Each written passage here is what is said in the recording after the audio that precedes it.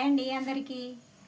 నేనైతే ఈరోజైతే పండు మిరపకాయల కారం అయితే మర్రేస్తున్నా. ఎందుకోసం అంటే మా పెద్దోని కోసం.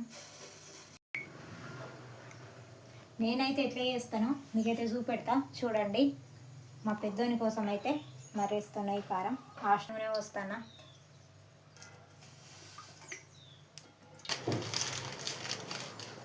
కొన్ని మెంతులు వేసుకోవాలి, జీలకర్ర,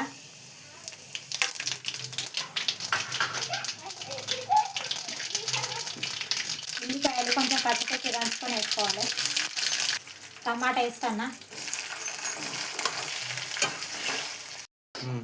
టమాటాలు వేసి అయితే మూతనైతే పెట్టద్దు, ఎందుకంటే బాగా రోజులు ఉంటుంది కాబట్టి. ఎందుకంటే మా పెద్దోడైతే హాస్టల్లో ఉంటుంది కదా, మా పెద్దోని కోసమే మర్రెత్తున్నా.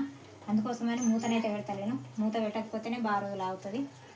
నేనైతే కొంచెం చింతపండు వేసుకుంటానా. చూడండి ఇది ఉడుకుతుంది. చూడండి ఫ్రెండ్స్, 10 నిమిషాల తర్వాతనైతే ఇక టమాటాను అయితే చాలా బాగా ఉడికింది. ముందుగానే రుబ్బు పెట్టుకున్న పండు మిరపకాయల కారం చూడండి చాలా బాగుంది కదా.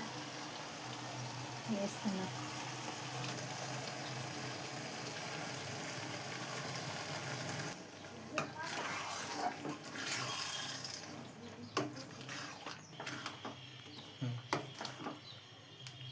చూడండి రెడీ అయిపోయింది కారం. టేస్ట్ చేద్దాం ఎలా ఉందో.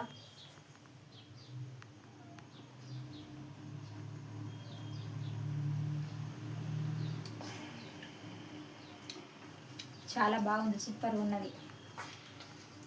ఈ వీడియో నచ్చితే లైక్ చేయండి, షేర్ చేయండి, సబ్స్క్రైబ్ చేసుకోండి. ఓకే ఫ్రెండ్స్, మరి బాయ్.